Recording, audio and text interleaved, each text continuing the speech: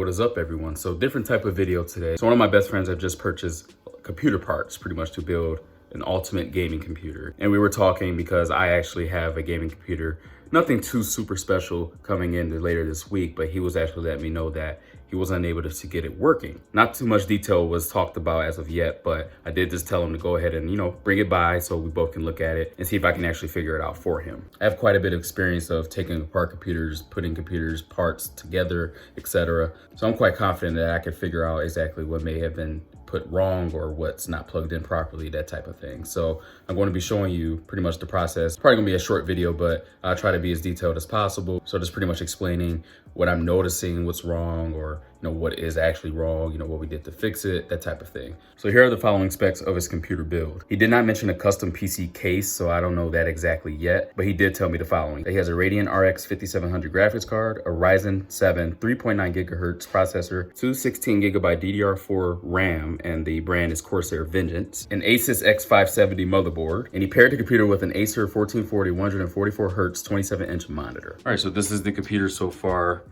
with everything in it. Again, going to diagnose to see exactly what in the hell is wrong with it. Again, it's obviously a mess right now, so it has to be cleaned up and whatnot, but again, just have to figure this all out. And why did my voice just crack so hard? Jesus Christ. Well, the fans turn on and everything, but our first issue, and main issue, is that the GPU is stuck right now.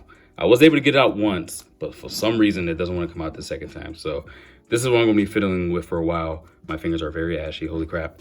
But this hopefully won't take much longer than I have been trying to get this out the second time. And when I do, we are not putting it in the slot.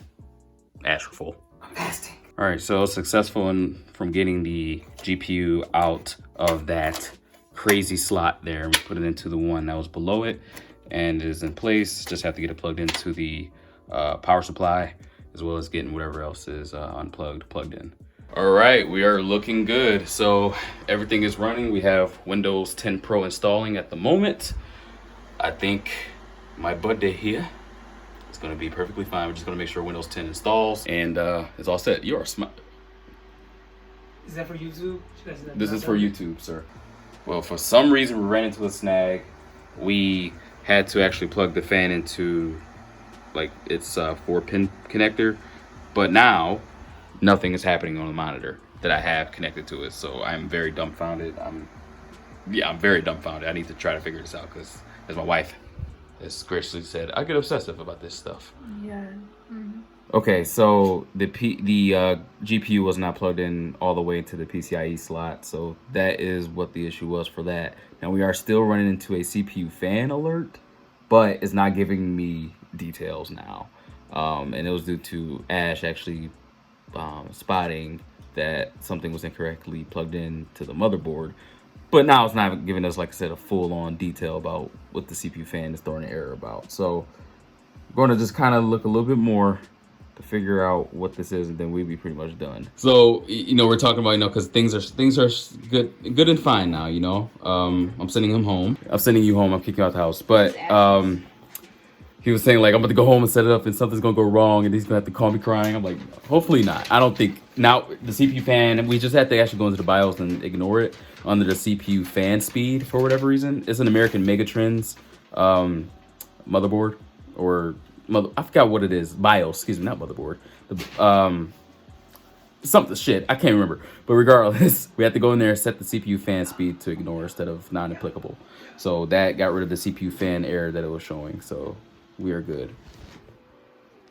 Okay. You are not Luke. You're Sub-Zero or Scorpion or Noob Saibot. You know what I meant.